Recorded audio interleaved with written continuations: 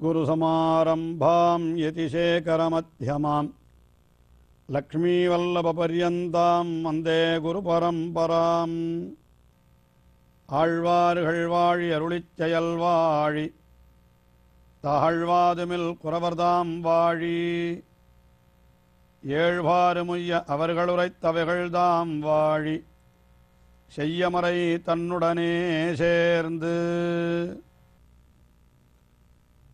எம்பெருமானாலே மயர்வர மதிலம் அருளப் பெற்ற திருமங்கை ஆழ்வார் அந்த எம்பெருமானிடத்திலேயே திருமந்திர உபதேசத்தையும் பெற்றார். அந்த திருமந்திரத்தின் உட்பொருளாய் நிற்கின்ற எம்பெருமான் அவன் கோயில் கொண்டுள்ள திருத்தலங்கள் தோறும் தாம் எழுந்தருளி ஆங்காங்கே எழுந்தருளிருக்கின்ற எம்பெருமான்களை மங்களாசாசனம் செய்தார் தம்முடைய பெரிய திருமொழி என்கிற திவ்ய பிரபந்தத்திலே.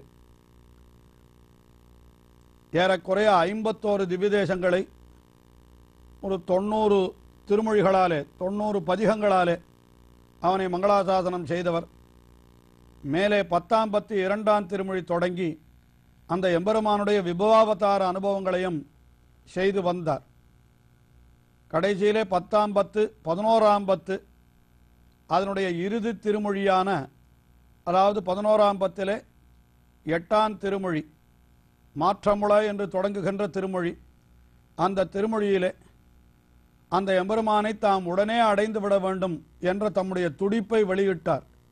இப்படி இன்னும் என்னை இந்த கொடுமையான உலகத்திலே வைத்திருக்கிறாயே, நான் ஆற்றங்கரை வாழ் மரம்போல் அஞ்சுகின்றேன், பாம்போடொரு கூரையிலே பைன்னார் போல் அஞ்சுகின்றேன், வெள்ளத்திடைப்பட்ட நரியினம் போலே நான் துளங்குகின்றேன், இப்படி காற்றத்தடைப்பட்ட கலவர் மனம் போலே கலங்குகின்றேன் என்றெல்லாம் அந்த எம்பெருமானை பிரார்த்தித்து, எனக்கு நீ முழுமையான அருளை செய்ய வேண்டும், இடையனெறிந்த மரமே ஒத்திராமே அடையவருளாய், எனக்கு பூர்த்தியாக உன்னுடைய அனுகிரகத்தை கொடுத்து என்னை நீ பணியாய் உய்யும் வகை பரஞ்சோதி, நான் உஜ்ஜீவிக்கிற வகையை உன்னுடைய திருவடிகளை வந்து அடைகின்ற வகையை நீ எனக்கு அருள வேணும் என்று கதறினார். ஆனாலும் கூட எம்பெருமான் இவருக்கு உடனே மோட்சத்தை கொடுத்து விடவில்லை. அதற்கு பல காரணங்கள் உண்டு. முக்கியமான காரணங்கள் 2. இவருக்கு இன்னும் அந்த பக்தியானது மிகுத்து பரமபக்தி ஏற்பட்டு இனிமேல் ஒரு நொடிப்பொழுதும் இருக்க முடியாது என்கிற நிலை எப்பொழுது இவருக்கு முழுவதுமாக ஏற்படுகிறதோ அப்பொழுது இவருக்கு மோட்சத்தை கொடுப்போம் என்று மாந்தம் ஏற்பட்ட குழந்தை அது உணவு வேண்டும் என்று அழுதாலும் கூட இன்னும் பசி அதிகரிக்கட்டும் என்று காத்து கொண்டிருக்கிற தாயைப் போல எம்பெருமானும் இவருக்கு பரமபதம் கொடுப்பதற்கு தாமதித்தான். அது மட்டுமல்லாமல் இன்னும் இவருடைய திருவாக்கிலே சில அற்புதமான பாசுரங்களை வெளிவரச் செய்ய வேண்டும். அது கொண்டு இந்த உலகம் பயன்பட வேண்டும். பெரிய திருமொழியோடு இவருடைய அனுபவம் முடிந்து விடலாமா? இன்னும் பல திவ்ய பிரபந்தங்களை இவர் அருளி செய்ய வேணும் என்ற காரணத்தினாலேயும் தாமதித்தான் என்றும் கொள்ளலாம்.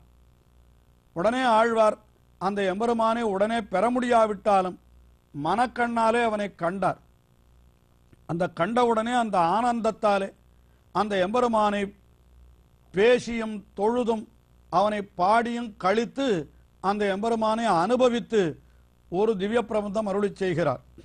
அதாவது மிகவும் தாகித்தவனாய் இருப்பவன், நல்ல தாகமுடையவனாய் இருப்பவன், அவனுக்கு திடீரென்று எதிரிலே ஒரு நதி எதிர்பட்டால் அதிலே விழுந்து புரளுவது, அதிலே இருக்கிற தண்ணீரை எடுத்து முகத்திலே எரிந்து கொள்வது, அதை வேண்டிய மட்டும் குடிப்பது, உமிழ்வது என்று இப்படியெல்லாம் தன்னுடைய அந்த ஆர்வத்தை துடிப்பை வெளிப்படுத்துகிறான் அல்லவா?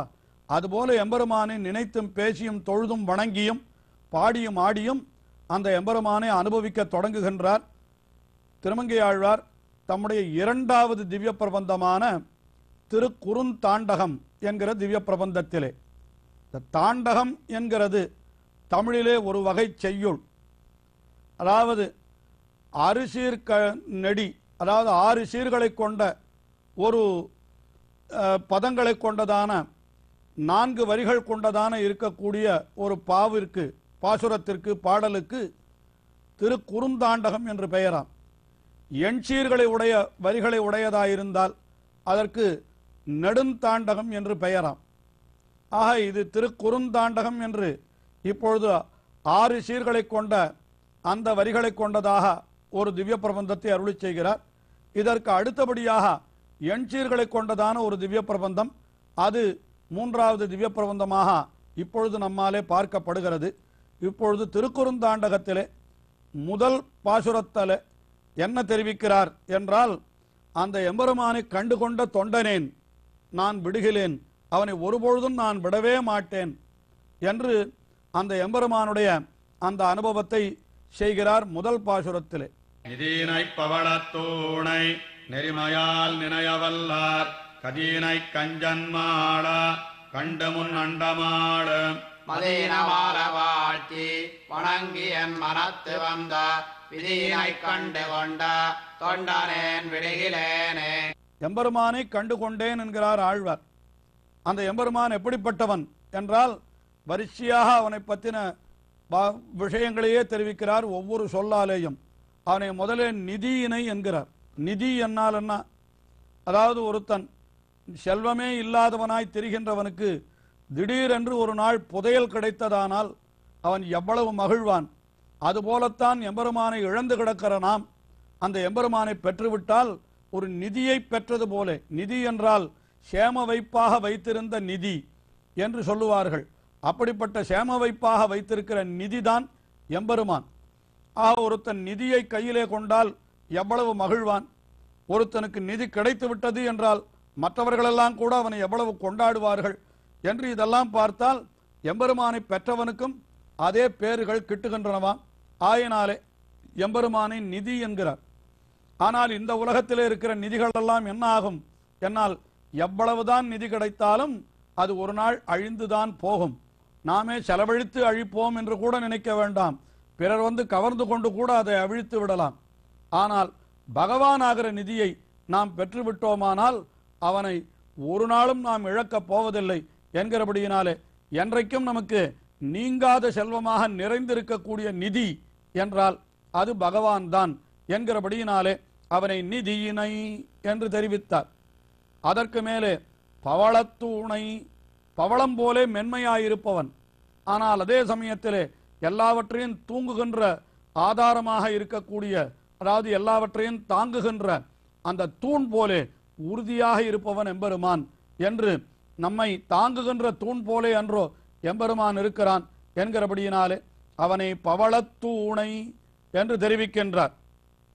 அதற்கு மேலே நெறிமையால் நினையவல்லார் கதியினை என்றால், நெறிமையால் என்றால் முறையோடு அந்த எம்பெருமானை நினைக்க வேண்டும்.